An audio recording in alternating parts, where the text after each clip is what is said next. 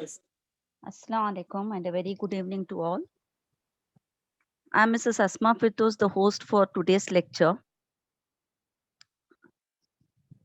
I think the attendees have just started joining in, and I request Aisha to play the video showing the journey of AMP for the past 20 years.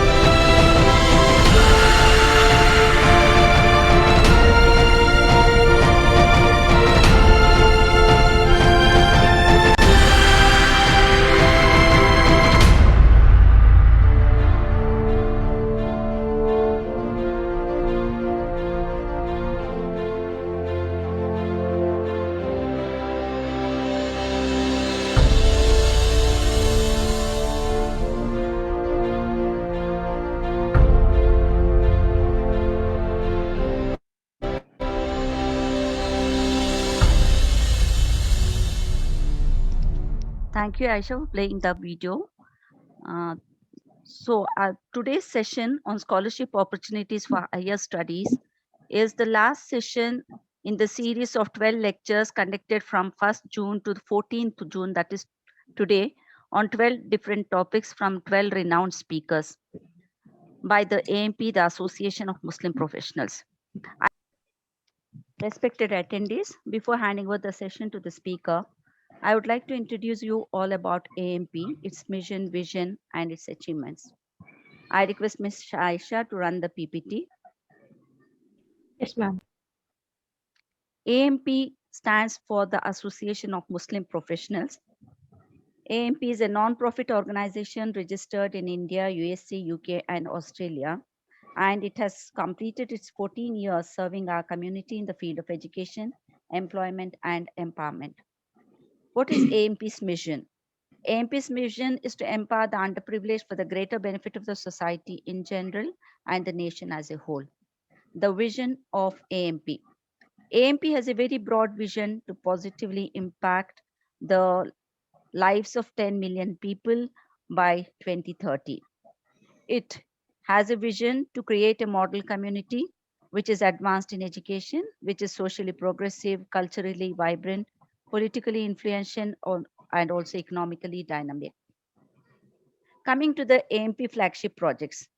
The AMP flagship projects, they include the Employment Assistance Cell, the Employability Training Program, the AMP Zakat Fund, the amperjobs.com, then the indiamentors.com, and SDP. The SDP, or the School Development Program, is one of the most important flagship projects of AMP. Today's session on scholarship opportunities for higher studies is a part of the 12 career guidance lectures arranged by the AMP for the students of grade 10 and grade 12. Under this school development program, we connect with multiple schools and arrange what are called as the skill development lectures on a regular basis. We also conduct parenting workshops and the teacher training workshops. We have also the National Talent Search examination conducted for the students of the high school, then the junior and the senior college students. This exam usually is held in the month of November. The objective of conducting this National Talent Search examination is to increase and reward the students in general and to create an awareness and identify the brightest students to support and nurture them. We also reward the winners with cash prizes. Dear students, you can also register yourself for this NTS examination on the AMP mobile app, The Champion. This app can be downloaded from the Play Store. Sorry. Through this mobile app Champion, AMP intends to keep every Indian student connected in future. So this is in brief regarding about AMP's mission, vision, the achievement, and also its flagship projects. Today we have amidst us Mr. Irfan Iqbal Sayed, an educational and social activist amongst us. Mr. Irfan is a resource person for the various government schemes such as scholarships, education loans, and competitive exam coaching for students who are in need. Many students have benefited from his Maharashtra Public Service Commission coaching. He has helped many minorities families to register and benefit from the various government programs. He has also provided scholarships to thousands of students through the Minority Development Program and hundreds of student education loans through this. So we are indeed privileged to have Mr. Irfan Iqbal Sayed as the speaker of the day. Before handing over the session to Mr. Iqbal Sayed, I would like to tell the attendees to post their queries in the question box section QA box. The speaker will take up the queries at the end of the session. So over to you, sir. You can take up the session. जी, good evening all students, parents and teachers. सबसे पहले तो मैं शुक्रिया अदा करना चाहूंगा AMP team का कि उन्होंने मुझे एक अपॉर्चुनिटी दी और बहुत खुशकिस्मती है कि जो इतने बड़े प्लेटफॉर्म पर आज मुझे मौका मिल रहा है। तो बिफोर स्टार्टिंग मैं सभी स्टूडेंट्स से यही कहना चाहूंगा कि जैसे अस्मा मैम ने कहा, आप अपने क्वेरीज क्वेश्चन जो भी हो चैट बॉक्स में लिखिए, बाद में क्वेश्चन आंसर का सेशन तो होगा ही। लेकिन स्कॉलरशिप्स के बारे में कहने से पहले यही कहूंगा कि जैसे 12th के रिजल्ट्स अभी आ चुके हैं, 10th के रिजल्ट्स कल परसों आ जाएंगे, एडमिशन प्रोसेस शुरू हो जाएगा। तो स्कॉलरशिप्स हो या एजुकेशन लोन हो, ये दोनों चीजों का एप्लीकेशन जो है वो आफ्टर एडमिशन होता है। बहुत सारे स्टूडेंट्स बिफोर एडमिशन इंक्वायरी करते हैं, ठीक है, लेकिन जो भी प्रोसेस होती है तो आफ्टर एडमिशन होती है। आज के सेशन में हम 3 चीजों पर रोशनी डालेंगे। सबसे पहले गवर्नमेंट स्कॉलरशिप जो सेंट्रल गवर्नमेंट की होती है, स्टेट गवर्नमेंट की होती है। सेकंड, प्राइवेट स्कॉलरशिप के प्राइवेट स्कॉलरशिप कौन कौन से होते हैं।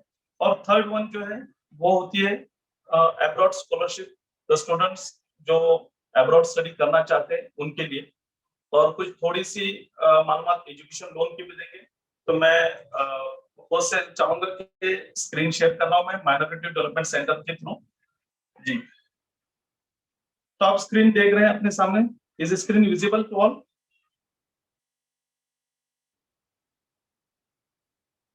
Yes, okay, thank you. देखिए, सबसे पहले again I am thankful to association of Muslim professionals. एक एएमपी हम सभी जानते हैं कि ऑल इंडिया लेवल पर नहीं बल्कि अब्रॉड में भी एएमपी का काम है, एक्टिविटीज है और बहुत सारे स्टूडेंट के डेवलपमेंट के लिए, माइनॉरिटीज के लिए भी काम कर रही है। मैं अपने सेशन पर आता हूँ। स्कॉलरशिप सेशन जो आज का होगा ये आप अपने सामने स्क्रीन पर देख रहे हैं। इसमें जैसे कि मैंने कहा कि हम तीनों चीजों पर रोशनी डालेंगे और इसी के साथ में जस्ट अ फ्यू मिनट।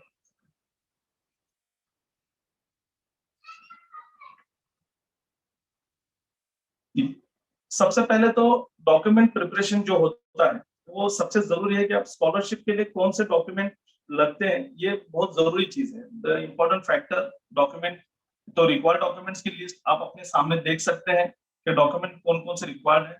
तो उससे पहले भी एक चीज आती है कि डॉक्यूमेंट प्रिपरेशन। तो डॉक्यूमेंट प्रिपरेशन में स्कॉलरशिप और एजुकेशन लोन के लिए जो डॉक्यूमेंट प्रिपेयर करने होते हैं उसमें सबसे पहला काम है आधार कार्ड। कि आपका आधार कार्ड जो है वो आपके बैंक से लिंक होना चाहिए, क्योंकि जितने भी स्कॉलरशिप होते हैं प्राइवेट हो या गवर्नमेंट के हो, वो सभी आपके आधार लिंक बैंक अकाउंट में जमा होते हैं। अब आधार कार्ड का सबसे पहला काम जो आपने करना है कि अपने आधार कार्ड का नेम, आपका डेट ऑफ बर्थ, आपका फोटो भी, क्योंकि मैं बहुत सारे बच्चों की जब स्टूडेंट फॉर्म फिलअप करता हूं तो बच्चा बीटेक कर रहा है लेकिन अभी तक चाइल्डहुड का फोटो उसने लगा रखा है।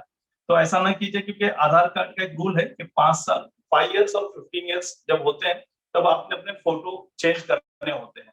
तो अगर आपने चेंज नहीं किया होगा तो चेंज करा लीजिए, डेट ऑफ बर्थ करेक्ट करा लीजिए, और नेम स्पेलिंग जो है वो तो हमेशा आपकी आधार कार्ड, लिविंग सर्टिफिकेट और उसी के साथ में जो आपका रिजल्ट होता है, मार्कशीट होती है, सभी पर एक होनी चाहिए।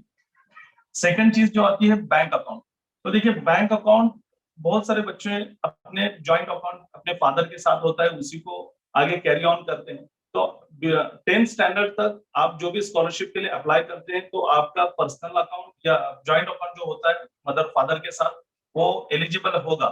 लेकिन पोस्ट मैट्रिक स्कॉलरशिप, जैसे हम आज के सेशन में देखेंगे, हायर स्टडीज के लिए जो स्कॉलरशिप्स है उनके लिए जो आपका बैंक अकाउंट होगा वो आपका पर्सनल होगा। नो डाउट अगर आपका कुछ बच्चों का सवाल आएगा कि मेरे 18 इयर्स कंप्लीट नहीं है, तो बैंक अकाउंट हर नेशनलाइज बैंक में बैंक अकाउंट माइनर्स के लिए भी बनता है और स्कॉलरशिप के लिए बनता है। इसमें सबसे बेस्ट ऑप्शन मैं आपको कहना चाहूंगा वो होता है आपके नजदीकी पोस्ट ऑफिस।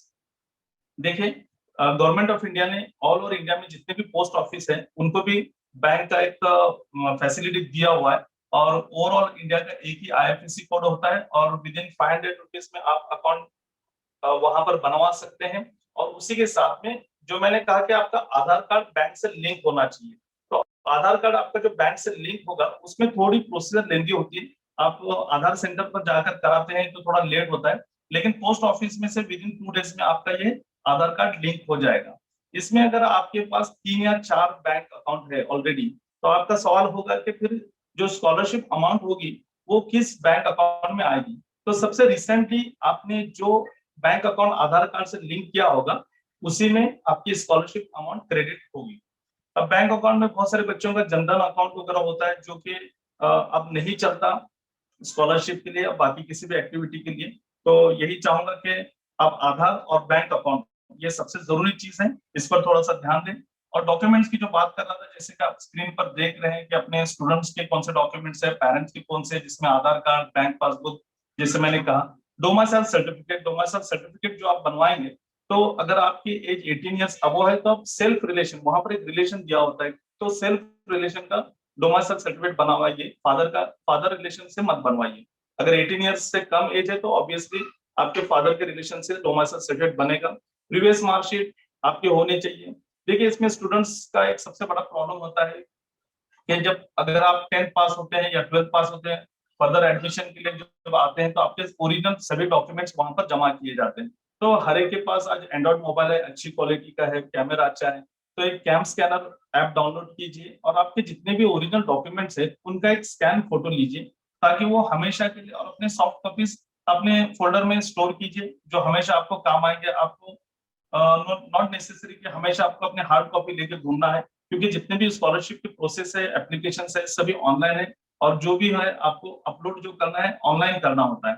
तो ये ध्यान रखिए कि अगर लिविंग सर्टिफिकेट आप लेते हैं 12th का और जब आप बीटेक में एडमिशन लेते हैं तो वहां अपना ओरिजिनल लिविंग सर्टिफिकेट जमा किया जाता है, तो उसका आप एक स्कैन कॉपी बनवा कर रखिए। कास्ट सर्टिफिकेट, मैं हमेशा कहता हूँ कि कास्ट सर्टिफिकेट तो हर एक के पास होता है, लेकिन कास्ट वैलिडिटी बहुत सारे बच्चों की नहीं होती, और eight the time of admission फिर भागम भाग होती है। तो कास्ट वैलिडिटी का ध्यान से सुन लीजिए, मैं इतना ही कहूंगा, अगर आपके पास कास्ट सर्टिफिकेट है लेकिन कास्ट वैलिडिटी अगर आपके पास नहीं है तो आपको रिजर्वेशन का बेनिफिट नहीं मिलेगा। Eight the time of admission अगर आप कास्ट वैलिडिटी प्रोड्यूस नहीं कर पाते तो आपको जनरल कैटेगरी में गिना जाएगा, और जो भी रिजर्वेशन के बेनिफिट है 50% कंसेशन वगैरह ये आप नहीं ले पाएंगे। तो अच्छी बात होगी कि अभी से अगर आपके पास कास्ट सर्टिफिकेट और कास्ट वैलिडिटी नहीं है तो अपना कास्ट वैलिडिटी बनवा लीजिए। इसी के साथ में एडमिशन प्रूफ, जब आप एडमिशन लेते हैं तो आपको एडमिशन का कैप आईडी होता है, सेंट्रलाइज्ड एडमिशन प्रोसेस होती है, उसका एक कैप आईडी आपका बनता है, या फिर एडमिशन कंफर्मेशन कह सकते हैं। बोनाफाइड वगैरह तो सब आपको बाद में मिल जाएगा। अगर डिसेबिलिटी है तो या ऑर्फन है तो उसका सर्टिफिकेट है। हॉस्टल प्रूफ, कुछ स्कॉलरशिप हॉस्टल के लिए भी होती है तो उसके लिए हॉस्टल प्रूफ की जरूरत होगी।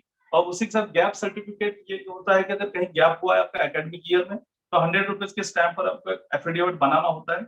अच्छा, कुछ लड़कियां होती हैं जो कुछ वजूहत की वजह से जल्दी शादी हो जाती है या फिर आफ्टर मैरिज भी वो अपना एजुकेशन कैरी ऑन करना चाहते हैं, तो ऐसे लड़कियों के लिए मैं यही कहूंगा कि उस वक्त आपने जो इनकम सर्टिफिकेट है वो अपने हस्बैंड के नाम से बनवाना है, और बाकी सभी स्टूडेंट्स ने अपना जो इनकम सर्टिफिकेट है वो अपने फादर के नाम से। अब पेरेंट्स के डॉक्यूमेंट में जिस तरह से अब मैंने कहा इनकम सर्टिफिकेट सबसे इंपॉर्टेंट है, क्योंकि जितने भी स्कॉलरशिप्स हैं, फिर वो गवर्नमेंट के हो प्राइवेट के हो, तो इसका इनकम क्राइटेरिया दिया होता है कि इनकम लिमिट होती है, किसी की 1 लाख, किसी के 3 लाख, मैक्सिमम लिमिट जो है वो 8 लाख रुपीज है। तो 8 लाख रुपीज के अंदर आपका इनकम कितना है फैमिली का, उसके लिए इनकम सर्टिफिकेट जरूरी होता है। और इनकम सर्टिफिकेट सिर्फ कॉम्पिटेंट अथॉरिटी, जिसे हम तहसीलदार कह सकते हैं, हर स्टेट में अलग होता है। आज का एक्चुअली मेरा सेशन एएम पेपर है तो ऑल ओवर इंडिया है, वरना इससे पहले मैं जितना भी देता हूँ तो महाराष्ट्र के लिए देता था, तो थोड़ा सा मैं उसी हिसाब से पहले बता दूंगा नेशनल लेवल पर फिर स्टेट लेवल पर।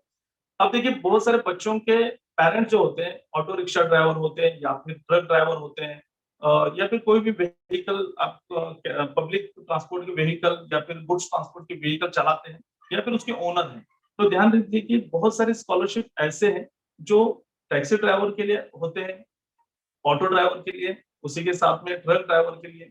जैसे देखिए, जो कंपनीज है, महिंद्रा है, पियागो है या फिर टाटा कंपनी है, ये जो कंपनीज है, जो ऑटो सेक्टर की कंपनीज है, ये लोग अपने ड्राइवर्स के लिए भी ये बहुत सारे स्कीम्स रखते हैं। तो इसलिए जरूरी होता है कि वो ड्राइविंग लाइसेंस या फिर व्हीकल ओनरशिप के जो डॉक्यूमेंट्स हैं वो रखिए। आपके पास अगर कुछ एग्रीकल्चर लैंड है अपने फादर के पास या नहीं है तो उसका भी, और death certificate in case of father not allowed, ये आपको लगेगा। अब जैसे मैंने कहा कि आज के सेशन में हम जो बात करेंगे सेंट्रल गवर्नमेंट स्कॉलरशिप, एनएसपी जिसे हम कह सकते हैं, सेकंड जो ऑल ओवर इंडिया के लिए सभी के लिए एप्लीकेबल होती है, लेकिन उसमें भी हम आज सभी स्कॉलरशिप की तो बात करेंगे, लेकिन फोकस हम माइनॉरिटी स्कॉलरशिप के लिए करेंगे। सेकंड आता है स्टेट गवर्नमेंट स्कॉलरशिप। देखिए, मैंने महाडीपीटी जो लिखा है, तो मैं महाराष्ट्र में रहता हूँ तो महाडीपीटी इसलिए लिखा हूँ, लेकिन हर स्टेट गवर्नमेंट की अपनी अपनी स्कॉलरशिप होती है। अब थर्ड वन जो है प्राइवेट स्कॉलरशिप, और fourth scholarship for abroad study. अब इसमें एक चीज ध्यान में रखिए कि इतने सारे स्कॉलरशिप है तो आप कितने ले सकते हैं, तो नो डाउट आपको गवर्नमेंट की एक ही स्कॉलरशिप एप्लीकेबल है, या तो आप सेंट्रल गवर्नमेंट की लीजिए या फिर स्टेट गवर्नमेंट की लीजिए, गवर्नमेंट की एक ही स्कॉलरशिप ले सकते हैं। हाँ, उसमें भी ईबीसी स्कॉलरशिप लेना है, ओबीसी लेना है, माइनॉरिटी की लेना है, पीएफडब्ल्यूएस की लेना है, तो स्कॉलरशिप की कैटेगरी भी बहुत सारे हैं जो हम आज के सेशन में देखेंगे।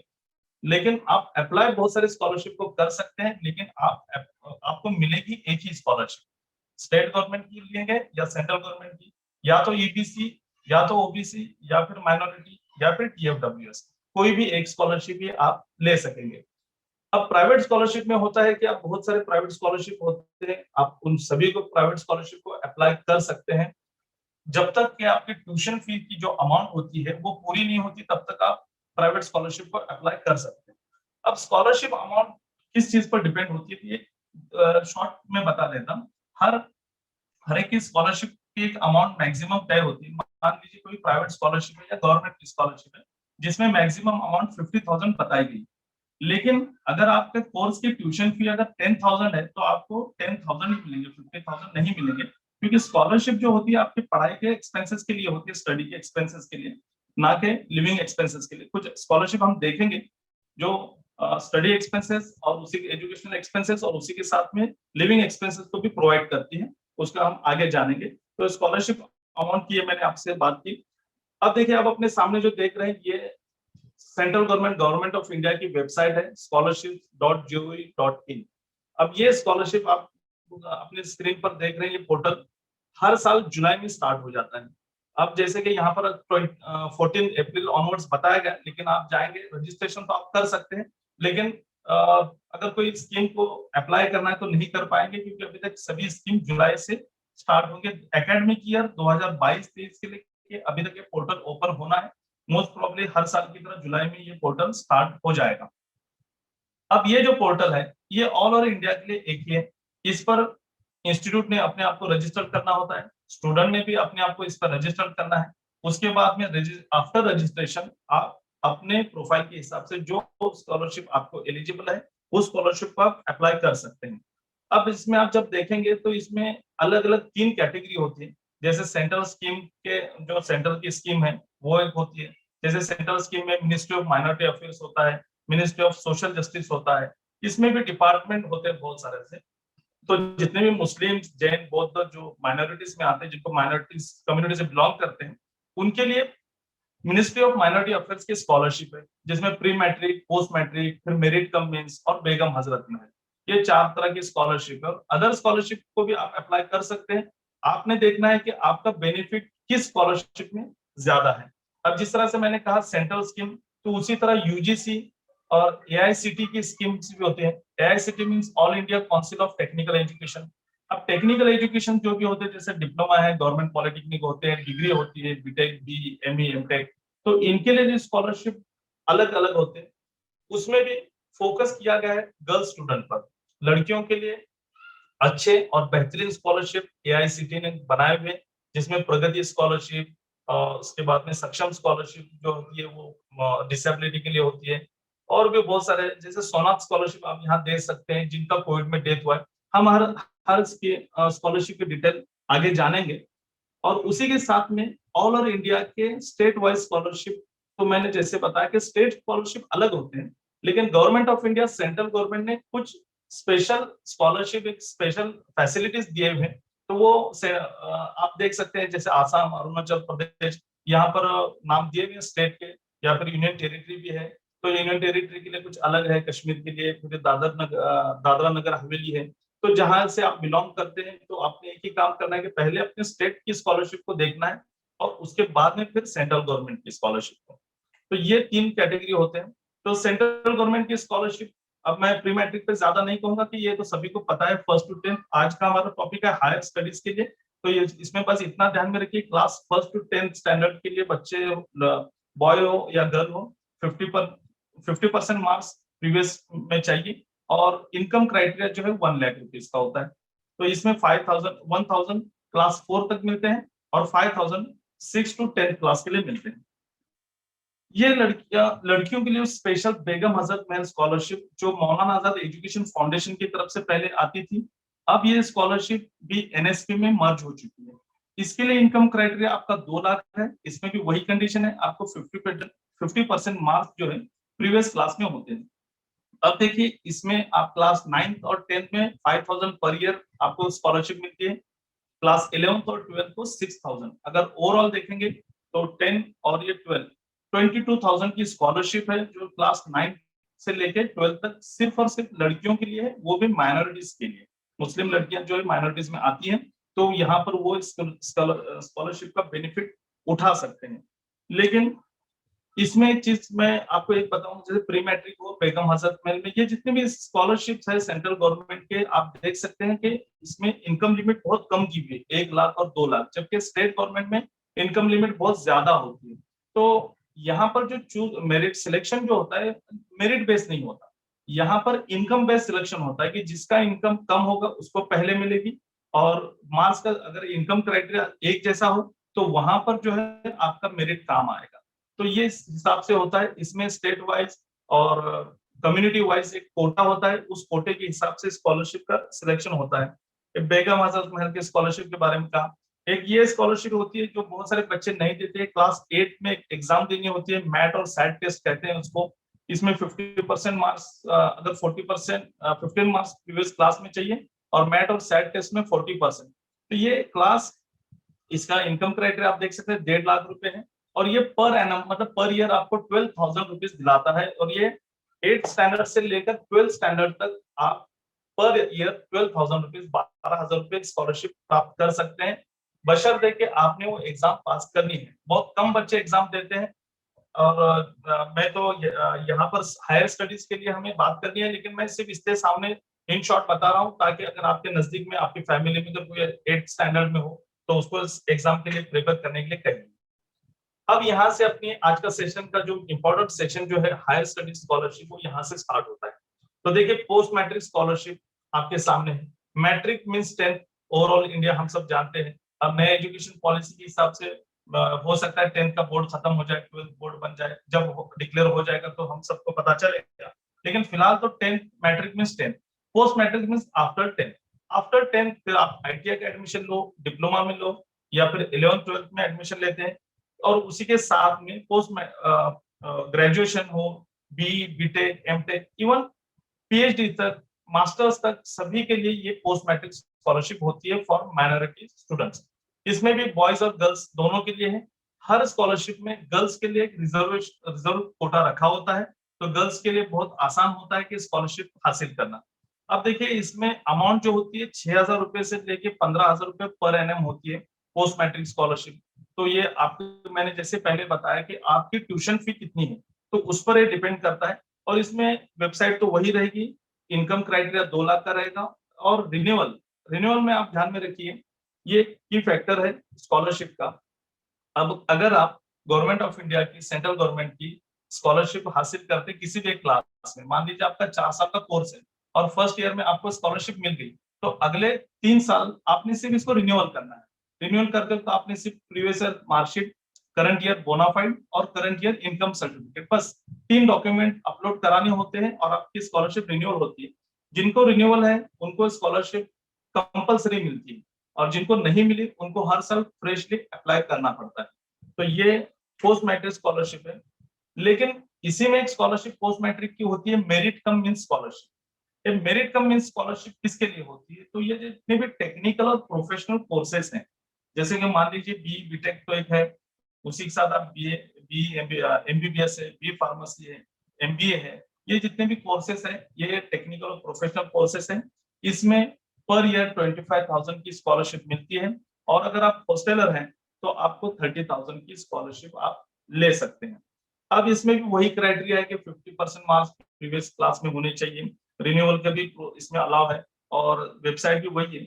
लेकिन इसमें देखिए आप येलो कलर में देख सकते हैं कि students getting admission through management quota और स्टूडेंट्स ऑफ डीम्ड यूनिवर्सिटी में आल्सो अवेल दिस स्कॉलरशिप।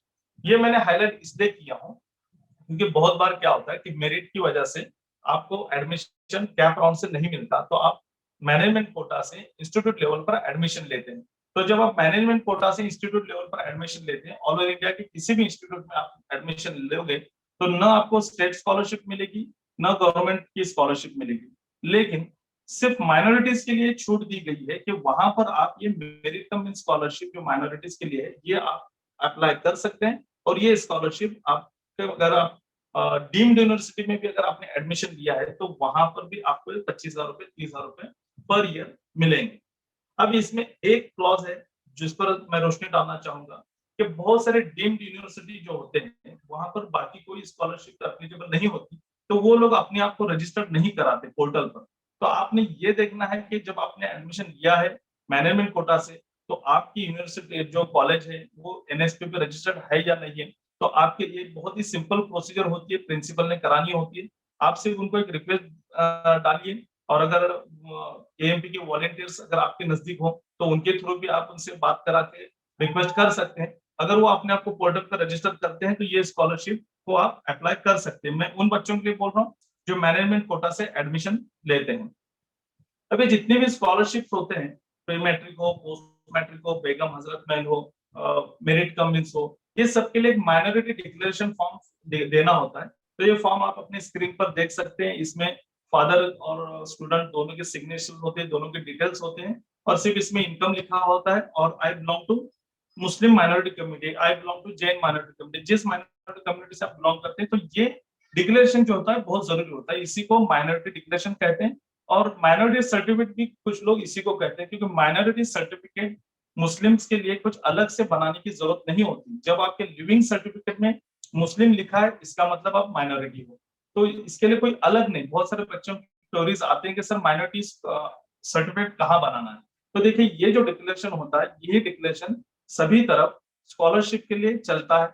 उसी तरह जब आप एमबीबीएस, बीएमएस मेडिकल फील्ड में जब एडमिशन लेते हो, तब वहां पर आपको माइनॉरिटी सर्टिफिकेट मांगा जाता है। तो आपने क्या करना होता है, ये जो डिक्लेरेशन है इसी को आपने 100 रुपीज स्टैम्प पर एफिडेविट करना है और उनको दे देना है, हो गया माइनॉरिटी सर्टिफिकेट। तो इस चीज का एक ध्यान रखें।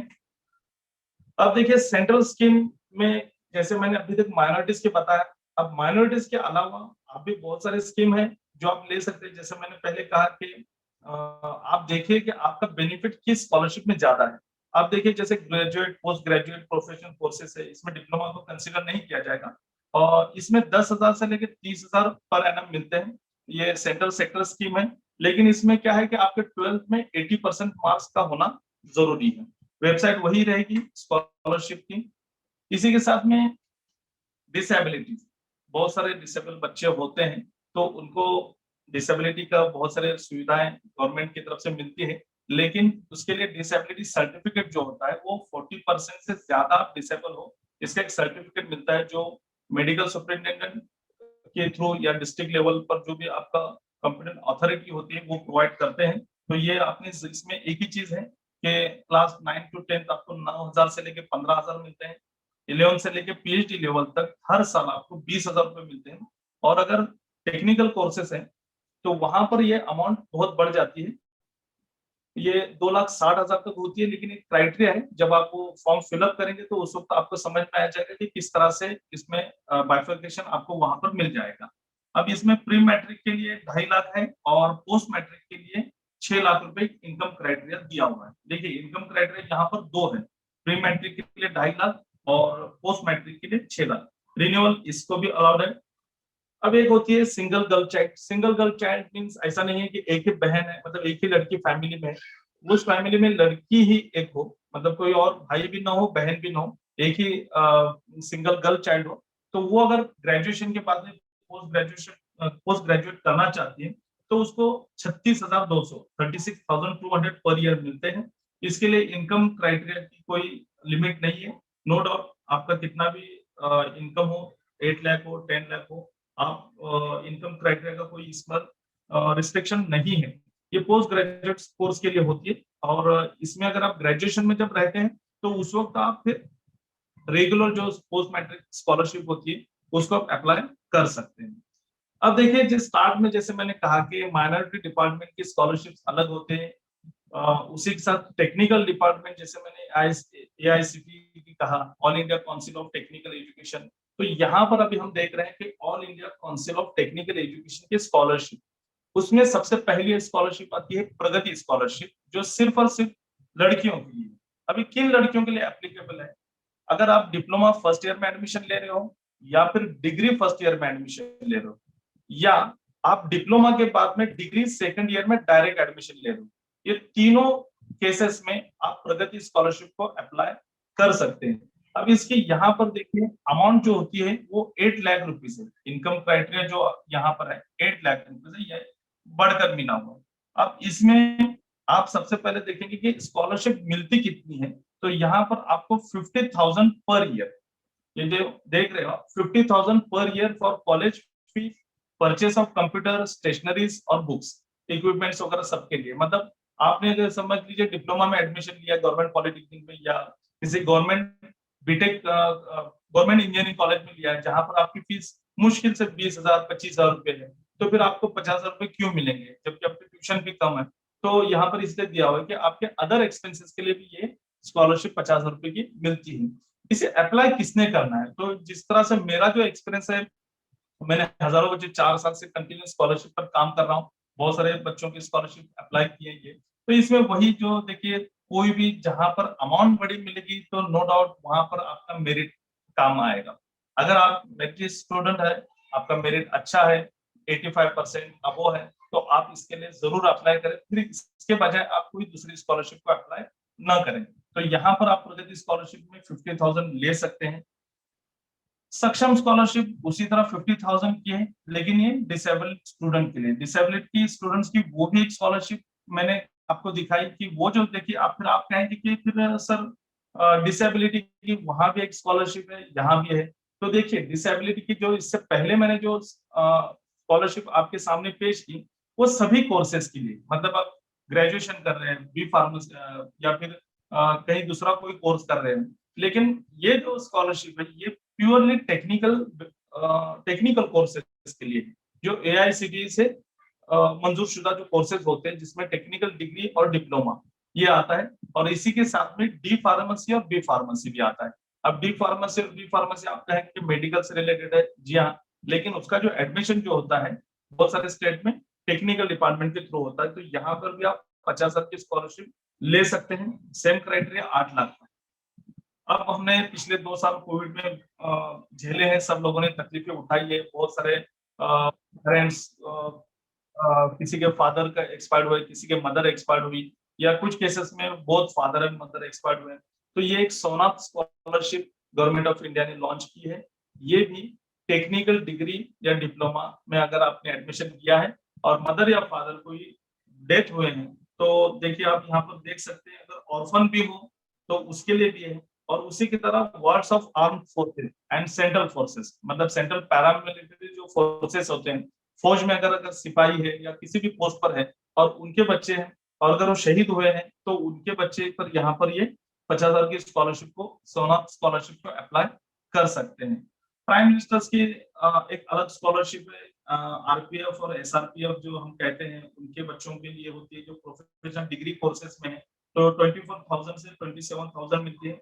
Dependent wards of ex servicing RPF, RPSF, personnel and widows, ये सबके लिए, इनके लिए एप्लीकेबल है। इसमें एक ही क्राइटेरिया 60% मार्क्स लास्ट एग्जाम में होनी चाहिए, और income criteria as usual 8 lakh रुपए आप हमेशा देख सकते हैं। तो ये बहुत सारी स्कॉलरशिप का आपने देखा। अब देखिए TFWS स्कॉलरशिप, इस स्कॉलरशिप के बारे में बहुत सारे बच्चों को जानकारी नहीं होती, तो मैं बताना चाहूंगा कि TFWS tuition fee viewer scheme, ये स्कॉलरशिप क्या होती है। जैसे अभी तक हमने जितने स्कॉलरशिप देखे तो उसमें हमने देखा कि अमाउंट डिसाइड है, 25,000 रुपए मिलेंगे, 30,000 रुपए मिलेंगे, 50,000 मिलेंगे, लेकिन TFWS स्कॉलरशिप जो है इसमें कोई अमाउंट डिसाइड नहीं है। क्यों नहीं है? क्योंकि इसमें आपकी फीस जो है पूरी तरह से माफ हो जाती है। मान लीजिए कि आपने डिग्री में एडमिशन लिया है, आपके वहां 1 लाख रुपए पर ईयर फीस है, तो आपको कुछ भी पे नहीं करनी है, मुश्किल से 4 या 5 लाख जो आपके एक्स्ट्रा रहती है, कुछ अलग फीस जो होती है उतनी ही पे करनी होती है। तो TFWS जो स्कॉलरशिप है ये सभी तरफ लागू नहीं होती, ये सिर्फ आपके जो टेक्निकल कोर्सेज हैं, तो जैसे मैंने पहले ही कहा कि इंजीनियरिंग कोर्सेज और उसके साथ में आपके फार्मेसी कोर्सेज, यहाँ पर ये TFWS स्कॉलरशिप लागू होती है। तो इसमें अगर आपका मेरिट अच्छा खासा है, तो देखिए अगर मान लीजिए आप डिग्री में एडमिशन ले रहे हैं BE मैकेनिकल के लिए, तो वहां 60 सीट होते हैं, तो उसमें से 6 सीट या 5 सीट जो होते हैं वो TFWS के लिए रिजर्व होते हैं। तो अगर आपका परसेंटेज ज्यादा है तो आपने TFWS के लिए अप्लाई करना है। तो देखिए बाकी सब स्कॉलरशिप के लिए आपको वेबसाइट दी हुई थी, आप इसमें देख सकते हैं कि आपको यहाँ वेबसाइट की कोई लिंक नहीं है। क्यों? तो इसका रीजन ये है कि at the time of admission before filling CAP ID form, जब आप एडमिशन फॉर्म फिलअप करते हैं ऑनलाइन, तो वहीं पर आपने TFWS के लिए सिलेक्ट करना है कि yes I am eligible for TFWS। तो मेरिट लगता है, मेरिट लगने के बाद जो 5 या 6 बच्चे सिलेक्ट होते हैं उनको ये स्कॉलरशिप मतलब पूरी फीस माफ हो जाती है। अब इसमें आप देखेंगे हर स्कॉलरशिप का रिन्यूअल लिखा हुआ था, तो इसके सामने रिन्यूअल में नो डेट लिखा हुआ है। क्यों? तो उसका रीजन है कि आप फर्स्ट ईयर में जब आप इसमें एलिजिबल हो जाते हैं तो लास्ट ईयर तक आपको पूरी तरह से ये स्कॉलरशिप का बेनिफिट मिलता है ट्यूशन फी व्यूअर स्कीम का। तो ये सबसे जरूरी स्कॉलरशिप है। अब देखिए आप स्क्रीन पर देख सकते हैं, इसमें मैं थोड़ा सा ये जूम करके, जूम तो यहाँ पर देखेंगे कि ये अप्रूवल, जब आप स्कॉलरशिप जब अप्लाई करते हैं तो आपका जो मोबाइल नंबर होता है, सबसे पहले तो एक ऐसा मोबाइल नंबर जो आप कभी बंद नहीं करेंगे, जो हमेशा यूज करेंगे, वही मोबाइल नंबर आप वहां पर रजिस्ट्रेशन में डालिए ताकि हर तरह के मैसेजेस अपडेट्स आपको आते रहेंगे।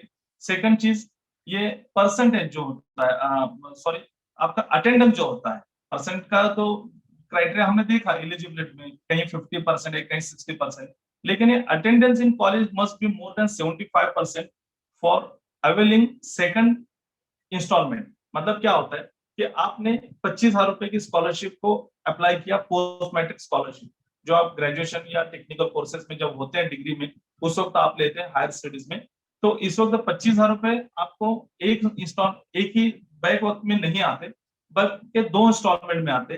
पहले इंस्टॉलमेंट में आपको 12,500 रुपए आएंगे और सेकंड इंस्टॉलमेंट 12,500 आपकी तभी आएगी जब इंस्टीट्यूट वेरिफिकेशन में आपका अटेंडेंस 75% अबव होगा।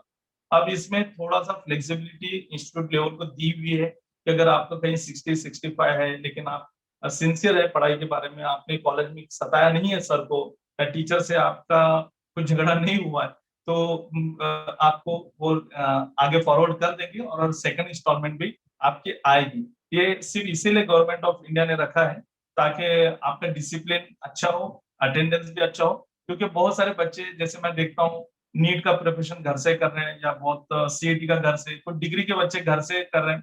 पूछता हूँ तो बोले क्या सर पढ़ाते नहीं कुछ, मैं इसमें कर लेता हूँ। अब मैं समझता हूँ कि अगर सही में सिर्फ ऑनलाइन पढ़ाई से या घर बैठे पढ़ाई करने से अगर सब हो सकता था तो इतने बड़े बड़े यूनिवर्सिटीज की जरूरत नहीं पड़ती थी। कुछ चीजें अपनी जगह पर ही कमी होती है, इसलिए मैं सभी स्टूडेंट से अपील करूंगा कि आपका अटेंडेंस बहुत जरूरी है, तो अटेंडेंस पे थोड़ा सा ध्यान रखिए, क्योंकि इस तरह से जब आपका रिमार्क्स आ जाता है तो फिर आपकी स्कॉलरशिप होल्ड पर चली जाती है। तो ये जितने भी मैंने आपको बताया सेंट्रल गवर्नमेंट की, गवर्नमेंट ऑफ इंडिया की स्कॉलरशिप बताई जो ऑल ओवर इंडिया में लागू है, फिर आप किसी भी स्टेट से बिलोंग करते हो। अब मैं इसके बाद में जो बताने जा रहा हूँ वो स्कॉलरशिप जो होती है वो स्टेट गवर्नमेंट की, जैसे भी महाडीबीटी आपके सामने स्क्रीन पर आप देख रहे हैं, तो महाडीबीटी स्कॉलरशिप जो है ये गवर्नमेंट ऑफ महाराष्ट्र की है। इसी तरह यूपी गवर्नमेंट की अलग है, कर्नाटका गवर्नमेंट की अलग है, हर स्टेट की अलग है। अब मैं क्लियरली ध्यान से सुनिए कि मैं हर एक स्टूडेंट को यही कहूंगा कि सबसे पहले आपने अपने स्टेट गवर्नमेंट की स्कॉलरशिप को अप्लाई करना है। व्हाई? क्योंकि स्टेट गवर्नमेंट की स्कॉलरशिप में आप अप्लाई करते हैं, आप सब एलिजिबल डॉक्यूमेंट जो भी रिक्वायर्ड डॉक्यूमेंट आप अपलोड करते हैं और इंस्टीट्यूट से वेरीफाई जब होता है तो आपको स्कॉलरशिप कंपलसरी मिलती है। ध्यान रखिए कि कंपलसरी मिलती है, लेकिन सेंट्रल गवर्नमेंट की स्कॉलरशिप में कोटा सिस्टम होता है कि राजस्थान के लिए 1,000 स्टूडेंट को मिलेगी, महाराष्ट्र के 2,000 को मिलेगी, यूपी के 5,000 स्टूडेंट को मिलेगी, फिर उसमें उन स्टूडेंट्स में जैन कम्युनिटी को इतना, मुस्लिम कम्युनिटी को, इस तरह से क्राइटेरिया होता है। तो इस क्राइटेरिया की वजह से क्या होता है कि बहुत सारे बच्चे जब अपना स्टेटस चेक करते हैं तो not selected in merit list, ये स्टेटस दिखाता है। क्यों दिखाता है? क्योंकि आपका सिलेक्शन नहीं हुआ। लेकिन यहाँ पर सिलेक्शन का कोई क्राइटेरिया नहीं होता है, जितने लोग भी यहाँ पर अप्लाई करते हैं अपने स्टेट स्कॉलरशिप को उनको मिलती है। अब मैं एग्जांपल के तौर पे महाराष्ट्र का दिखा रहा हूँ क्योंकि महाराष्ट्र के भी बच्चे रहेंगे, लेकिन बाकी अदर स्टेट के जो बच्चे हैं वो इस स्कॉलरशिप को अपने स्टेट लेवल के हिसाब से कंसिडर कर सकते हैं कि ओवरऑल हर स्टेट का मेथड जो है एक ही है, अमाउंट डिसबर्समेंट का तरीका भी एक है, एप्लीकेशन का तरीका एक है। महाराष्ट्र में महाडीबीटी है तो यूपी में महायूपी होगा या फिर कुछ अलग नाम से होगा, तो हर एक के नाम में बाद में आपको दिखाऊंगा कौन से स्टेट में क्या है। तो ये आप जब कॉलेज में होते हैं तो कॉलेज में भी आपको आ जाता है। तो ये स्कॉलरशिप हर साल जो स्टेट गवर्नमेंट की होती है उसमें देखिए एक होती है ईबीसी स्कॉलरशिप। अब यहाँ पर देखिए महाराष्ट्र में तो राजश्री छत्रपति शाहू महाराज के नाम से है, अब बाकी स्टेट में अलग नाम से होती है, इसलिए आप इसको ईबीसी स्कॉलरशिप कंसिडर कीजिए।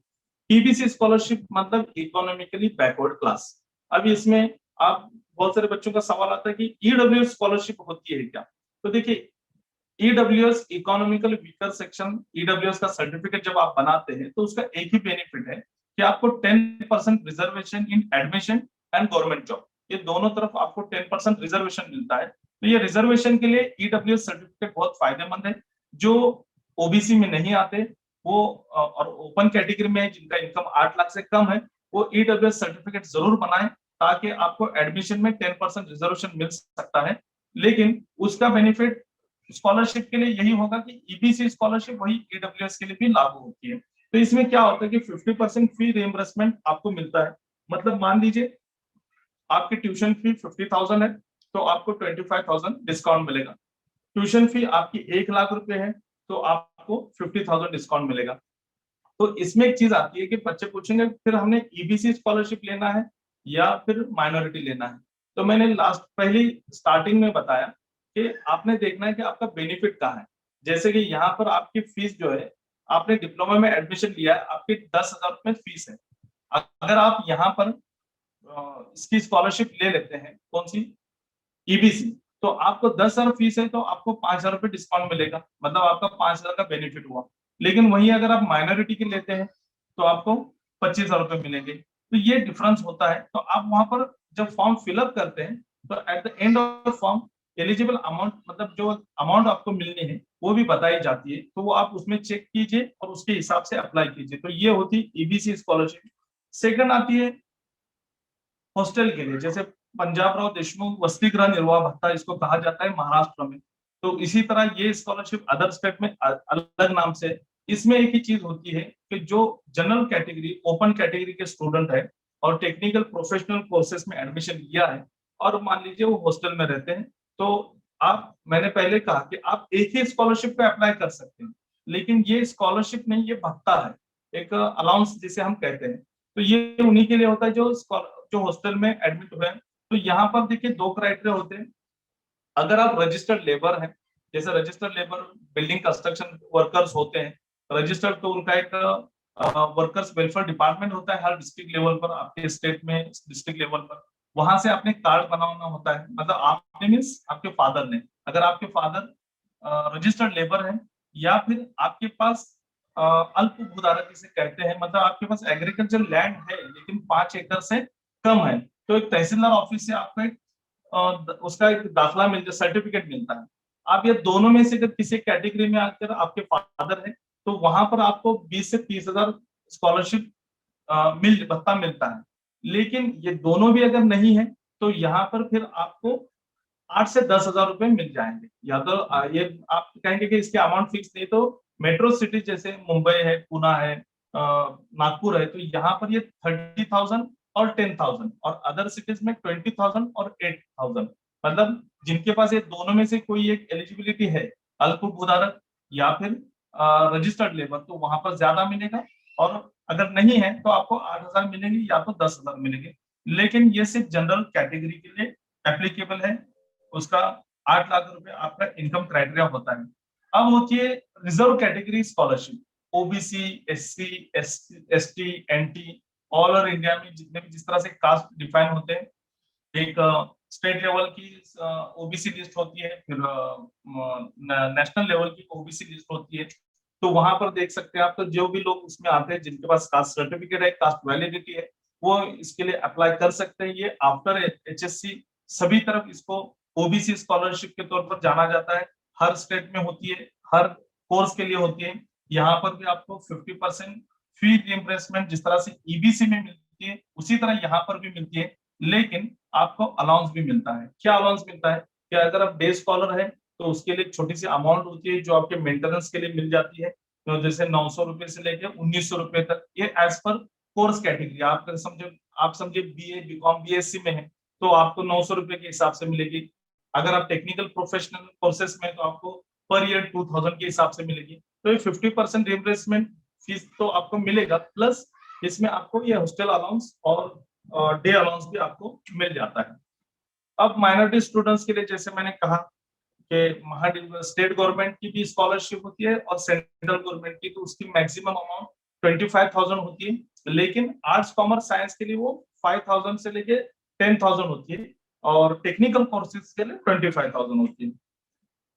अब ये एससी, एसटी, एनटी, तो मुस्लिम में एनटी आते हैं, ओबीसी तो बहुत सारे आते हैं और कुछ जगह मैंने देखा हूँ एनटी भी आते हैं, एसटी भी एक दो जगह, लेकिन उनका कास्ट वैलिडिटी है नहीं, पता नहीं। तो यहाँ पर देखिए ये 100% फी रिइंबर्समेंट होता है। तो आपने, अगर आप एससी, एसटी, एनटी में कैटेगरी में बिलोंग करते हैं तो यहाँ पर तो आपको पूरी फीस, ट्यूशन फी माफ होती है। उसी के साथ आपको मेंटेनेंस अलाउंस भी जो है वो भी ज्यादा मिलता है और इनकम क्राइटेरिया भी आपका 8 लाख तक चाहिए, और हॉस्टलर होंगे तो उसके लिए भी आपको मिल जाएगा।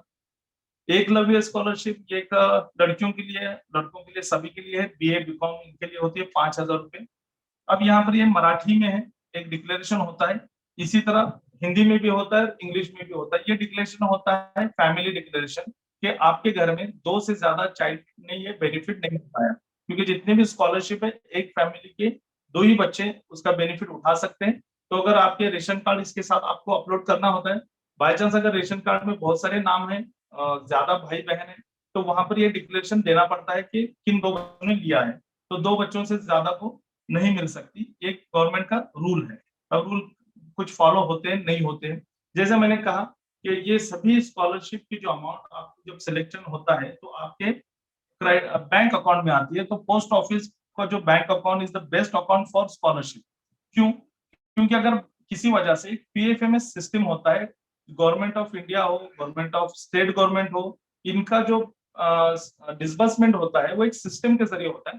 तो उस सिस्टम से अगर आपकी नेशनल बैंक कनेक्ट होती है, मैक्सिमम सभी बैंक कनेक्ट होते हैं, तो फौरन से स्कॉलरशिप जमा होते हैं। लेकिन कुछ केसेस में, जैसे आज आप देख सकते हैं देना बैंक वगैरह कुछ बैंक सब मर्ज हो चुके हैं बड़े बैंक में, तो ऐसे वक्त में फिर वो सिस्टम पे कनेक्टेड नहीं रहती और उसी दरमियान अगर डिसबर्समेंट हुआ तो आपकी स्कॉलरशिप उसमें जमा नहीं हुई। आप बार बार ग्रीवेंस डाल रहे हैं, गवर्नमेंट पोर्टल पर आपकी क्वेरी रेज कर रहे हैं कि यहाँ पर मुझे प्रॉब्लम आ रहा है, मेरी स्कॉलरशिप अमाउंट जमा नहीं हुई, क्रेडिटेड नहीं हुई है। तो वहां पर आप पोस्ट ऑफिस में अपना जो स्कॉलरशिप का एप्लीकेशन आईडी है, एप्लीकेशन आईडी नंबर लेकर आप पोस्ट ऑफिस बैंक में जाइए, उनको दिखाइए, वहां पर अकाउंट निकालिए, तो आपकी 2 से विदिन 2 to 3 डेज आपकी स्कॉलरशिप अमाउंट जमा हो जाएगी।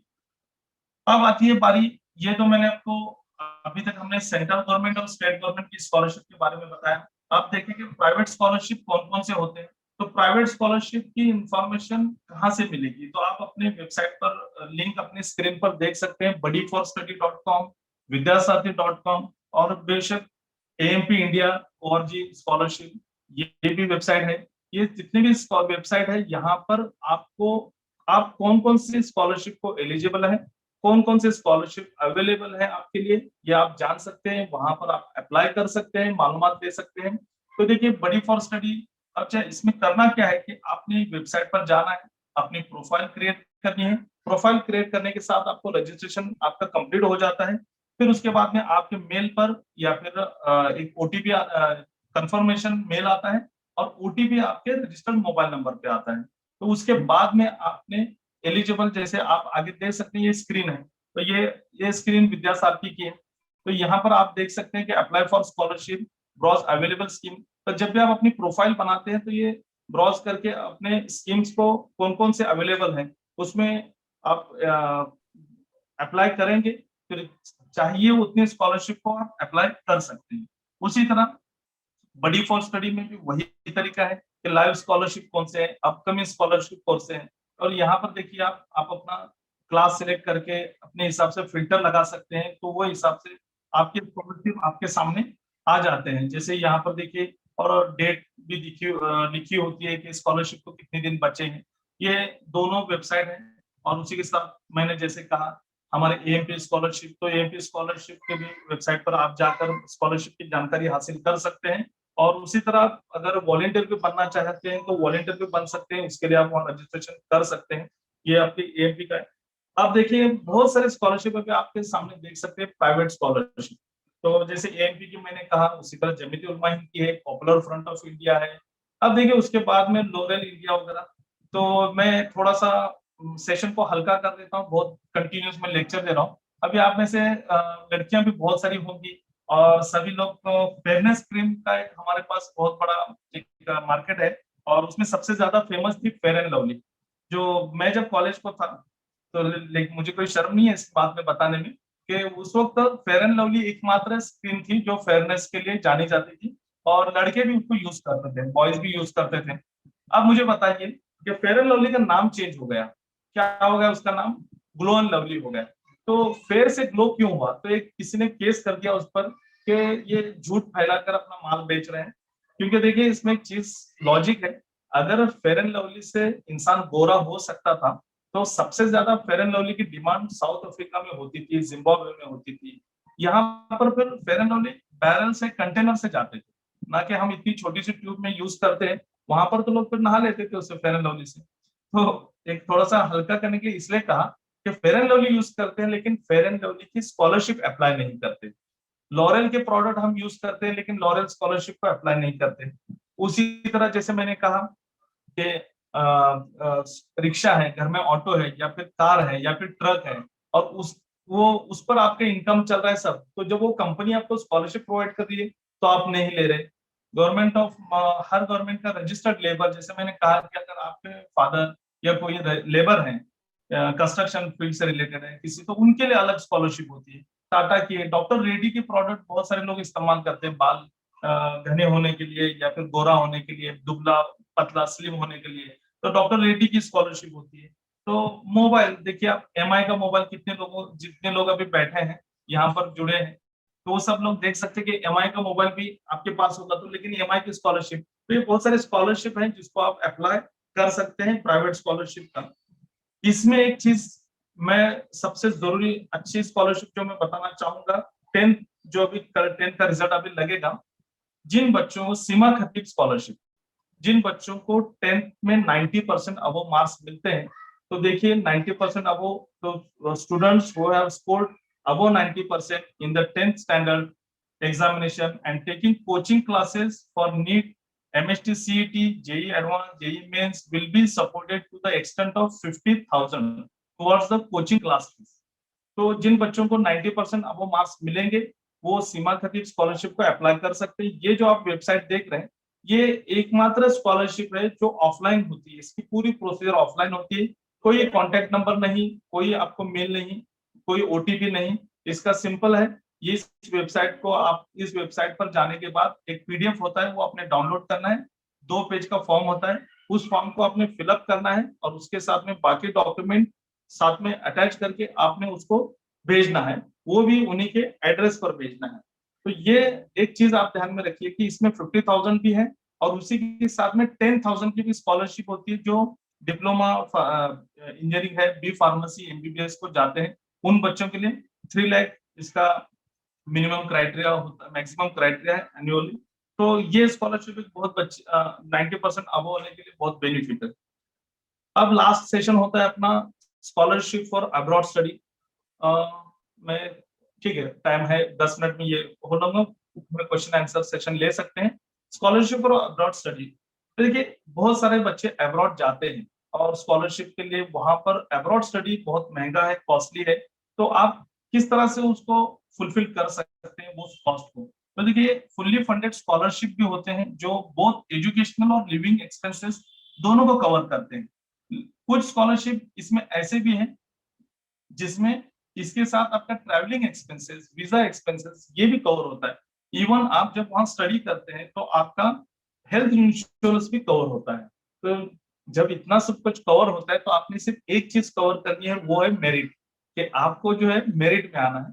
क्योंकि देखिए ऑब्वियसली बहुत सारे पेरेंट्स होते हैं अपने बच्चों को डॉक्टर बनाना चाहते हैं, मेरे पास आते हैं कि सर इसको एमबीबीएस डॉक्टर में करना है। मैं बोला बच्चे कितने मार्क्स मिले 12th में, तो कहता है सर 45% मिले।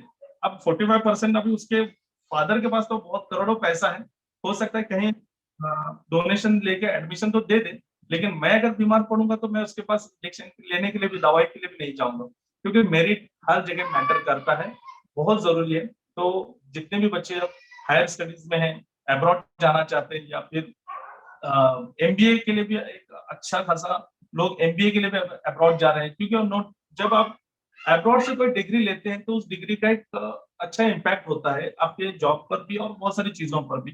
तो ये देखिए आपके सामने एक ascholarship.com एक वेबसाइट है, उसी के साथ vmakesscholars.com, ये दोनों भी हैं। इस पर आप जाकर अपनी प्रोफाइल क्रिएट कर सकते हैं और वहां पर भी जितने भी अब्रॉड के लिए जो स्कॉलरशिप है, जैसे आप देख सकते हैं ये ट्रेनिंग यूके स्कॉलरशिप है, जो 1 साल के लिए अगर आप मास्टर कोर्स के लिए जाते हैं तो 1 साल के लिए मिल जाती है।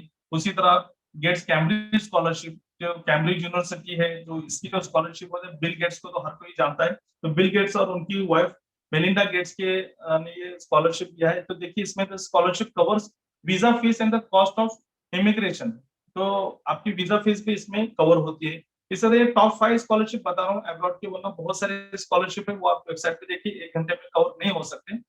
उसके बाद में एडलेट की जो स्कॉलरशिप होती है, ये ऑस्ट्रेलिया की, तो यहाँ पर भी आप देख सकते हैं सेम वही पैटर्न है, फुल्ली फंडेड स्कॉलरशिप होती है। उसके बाद में एम्स्टरडैम की स्कॉलरशिप है, ये 25,000 यूरोज मिलते हैं आपको पढ़ाई के लिए, इसमें सभी एक्सपेंसेस आपके निकल जाएंगे। ये भी मास्टर्स, देखिए जितने भी स्कॉलरशिप है मास्टर्स डिग्री के लिए, not for under graduate. Masters degree में आप एमबीए, एमएस, उसी के साथ में एमबीए वगैरह के लिए जब जाते हैं तो वो होती है। एक जापान की स्कॉलरशिप होती है एडीबी जापान स्कॉलरशिप, जो एशियन डेवलपमेंट बैंक के अंडर आती है, न्यूजीलैंड में भी मिलती है। तो ये 5 स्कॉलरशिप है जिसको मैंने आपके सामने पेश किया। इसी तरह बहुत सारे स्कॉलरशिप है और ये सारी स्कॉलरशिप का सेशन मैंने जितना हो सकता है 1 घंटे में लिया है, क्योंकि हमें क्वेश्चन आंसर का सेशन अभी लेना है। और इसलिए क्वेश्चन आंसर सेशन में जाने से पहले मैं थैंकफुल रहूंगा हमारे आमिर इदरीसी साहब, मुंबई प्रेसिडेंट जो है एएमपी के टीम एएमपी का, और उसी के साथ मैं शुक्रगुजार रहूंगा मेरे एमएमएनएफ के जाकिर शिकलकर साहब और प्रोफेसर एहसान सैयद, जिनकी वजह से मैं इस फील्ड में आया। और ये मैं जितनी भी मालूमात मैंने शेयर की आपको, इनकी बदौलत ही मैं तैयार हो चुका हूँ, आपके सामने शेयर किया। तो थैंक्स अ लॉट मुझे 1 घंटा सुनने के लिए। और जानता हूँ कि आपके बहुत सारे सवाल होंगे, तो ओवर टू होस्ट के किस तरह से आप लेना है। Jazakallahu khaira, sir. I'm just taking up the questions. So one of the question is, I'm facing unemployment currently. I have no financial support. What do I do? Okay. Unemployment here currently, but he has not mentioned his qualification, nothing. नहीं, this session is scholarship का session है, तो scholarship उसी को मिलेगी जो currently किसी course को परस्यू कर रहा है, मतलब स्टडी उसकी जारी है। और अदरवाइज अगर वो अनएम्प्लॉय है तो उसके लिए बेटर है, he has to make a project report from any chartered accountant and bank से जो स्टार्टअप लोन जो होता है वो लेकर अपना बिजनेस स्टार्ट कर सकता है। और एजुकेशन में मैंने एक बात बताई कि एजुकेशन लोन जो एक बहुत आज के इसमें मैं नहीं कवर कर पाया हूँ, लेकिन फिर कभी अगर मौका मिला तो एजुकेशन लोन पर हम 1 घंटा बात कर सकते हैं। तो एजुकेशन लोन लेकर भी पढ़ाई जारी रखी जा सकती है। The next question from Mohammad Khalid is, I'm in 11th PCM preparing for JEE. Please advise what are the scholarships available for me? Main scholarship available is Seema Khatib. अगर आपको 10th में 50% से 90% ज्यादा मार्क्स है तो सीमा खतीब को अप्लाई कीजिए।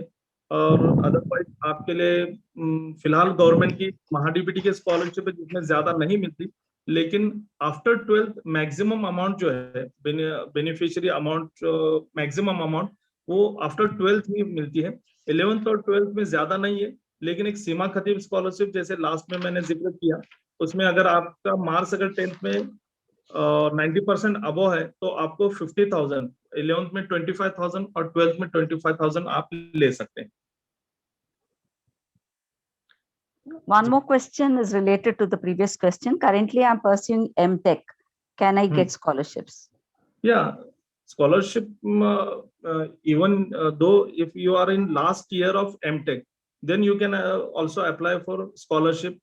If you are in this Maharashtra state, then you can apply for MahaDBT. If another state, तो वहाँ के स्टेट की स्कॉलरशिप आप अप्लाई कर सकते हैं। और उसी के साथ स्टेट नेशनल गवर्नमेंट की सेंट्रल गवर्नमेंट की जो स्कॉलरशिप है एमटेक के लिए वो ले सकते हैं। अब इसमें देखिए एमटेक का जो कोर्स है बहुत ही हायर कोर्स होता है, तो यहाँ पर आपका सिलेक्शन कैप राउंड से अगर सेंट्रल कैप राउंड से अगर आपका एडमिशन हुआ है तो वहां पर आपको ज्यादा अमाउंट मिलती है सेंट्रल गवर्नमेंट के स्कॉलरशिप में और स्टेट गवर्नमेंट, तो आप दोनों में से किसी एक को भी अप्लाई कर सकते हैं। और अगर आप मैनेजमेंट कोटा से एडमिशन लिया है या फिर इंस्टीट्यूट लेवल पर लिया है तो फिर आपके लिए एक ही स्कॉलरशिप होती है जो माइनॉरिटी की होती है 25,000, आप वह ले सकते हैं। लेकिन मैं आपको सजेस्ट करूंगा कि आप एमटेक में है तो फौरन आप बडी फॉर स्टडी या विद्यासारथी पर अपनी प्रोफाइल क्रिएट कीजिए, क्योंकि आप कौन से फील्ड से आपने नहीं बताया, लेकिन अगर आप सिविल फील्ड से हो तो जिंदाल कंपनी की स्कॉलरशिप होती है, अगर आप मैकेनिकल फील्ड से हो तो फिर बाकी कंपनीज की होती है, आईटी से हो तो विप्रो की है, तो बहुत सारे प्राइवेट स्कॉलरशिप है जो बड़ी अमाउंट प्रोवाइड करते हैं, तो आप उनको अप्लाई कर सकते हैं। So the next question is, what are the eligible, scholarships eligible for a D.Ed student, diploma in education? D.Ed and B.Ed ये दोनों कोर्सेज के लिए सिर्फ स्टेट गवर्नमेंट की भी और उसकी भी आती है, जो वही मैक्सिमम सेम वही क्राइटेरिया होता है कि 25,000 मैक्सिमम। देखिए स्कॉलरशिप बहुत सारे हैं, D.Ed के लिए अलग है, B.Ed के लिए अलग है, लेकिन ये सभी स्कॉलरशिप आएंगे एक ही पोर्टल पर, एनएसपी पोर्टल पे आपने अपने आप को रजिस्ट्रेशन करना है। आप जब वहां पर अपना सिलेक्ट कोर्स फिट करते हैं कि belong to course D.Ed, B.Ed, वहां पर पूरा क्राइटेरिया आता है, under graduate, post graduate, teaching courses या फिर वोकेशनल कोर्सेज। आप जब कोर्स अपना सिलेक्ट करते हैं तो उस हिसाब से वहां पर आपको सिलेक्शन सिलेक्ट करने के लिए एक फोल्डर आता है कि वहां पर आप सिलेक्ट कर सकते हैं कि आपको इसमें से कौन सी स्कॉलरशिप, एक ऑप्शन होता है 2 से 3 स्कॉलरशिप का आपको ऑप्शन होता है, वो आपने चूज करना होता है। जी। जी The next question, it is from my end actually. Since ji I'm leading an institution, I fill up forms for the national scholarship portal NSP पे मैं करती हूँ. So I have a question. What is the role of SSP in the allotment of scholarship after registration on NSP? After registration of NSP पर पहले कर लेते हैं, फिर SSP पर भी करना पड़ रहा है ना, like so what is the role of this SSP? Means SSP means कौन सी स्टेट बात कर स्कॉलरशिप पोर्टल. अब हम लोग जो ओके कर्नाटका से हैं, ओके ओके जी. एसएसपी। देखिए institute must register themselves on NSP portal and SSP portal, और आफ्टर सबमिशन ऑफ जब एप्लीकेशन सबमिट होता है स्टूडेंट का, तो जब आप वेरीफाई इंस्टीट्यूट लेवल पर जब वेरीफाई करते हैं तो आपने देखना है कि स्टूडेंट ने दोनों तरफ ना फिल किया हो।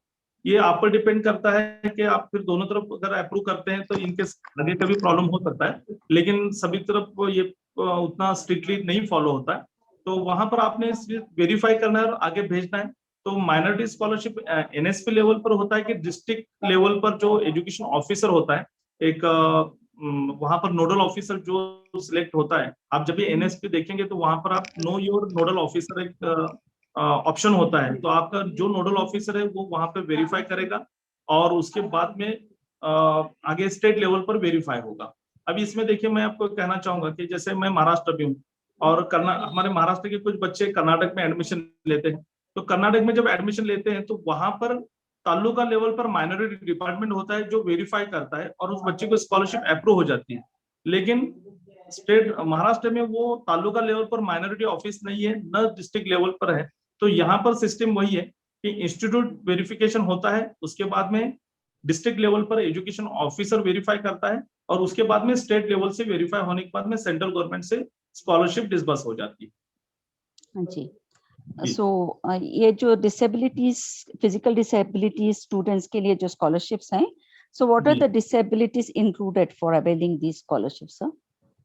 क्या डिसेबिलिटीज आते हैं? हाँ, डिसेबिलिटी का क्राइटेरिया होता है और हाँ, क्या क्या इंक्लूडेड है इसमें, लाइक देखिए उसमें इंक्लूडेड में देखिए अगर कभी पोलियो से अगर एक पैर का प्रॉब्लम हुआ है जी. या फिर ब्लाइंडनेस है या फिर हियरिंग में कोई प्रॉब्लम है या फिर उसी के साथ में कहीं एक्सीडेंट में कुछ क्या कहते हैं अपंगत्व जो कहते हैं कि किसी कोई एक हिस्सा डैमेज हुआ है, तो ये सब डिसेबिलिटी में आ जाते हैं। लेकिन इसमें जो क्राइटेरिया एक इसमें कंपलसरी एक ही चीज है कि आपका जो मेडिकल सुपरिंटेंडेंट जो आप डिस्ट्रिक्ट लेवल का होता है उसके थ्रू आपको या तालुका लेवल पर भी होता है, तो वो जो सर्टिफिकेट देता है तो उसमें वो लिखता है कि आपकी डिसेबिलिटी कितने परसेंट है। तो आपकी डिसेबिलिटी 40% से ज्यादा होगी तभी आप उसमें डिसेबल स्कॉलरशिप को अप्लाई कर पाएंगे। अभी I think there is a question which is not very clear. हाँ Sir, I have a doubt for doing AI. What should I choose in my junior college? Computer science or IT? It is not related, I think, to today's session. No problem. Yeah, what is the question? So I have a doubt for doing AI. What should I choose in my junior college? Computer science or IT? Information technology and computer science both are Yes. the same field. लेकिन आपका उनका past qualification क्या है? Not mentioned. Not mentioned. देखिए मैं he is in my junior college. What should I choose in my junior college? Yes. What should I choose? The IT will be the best option.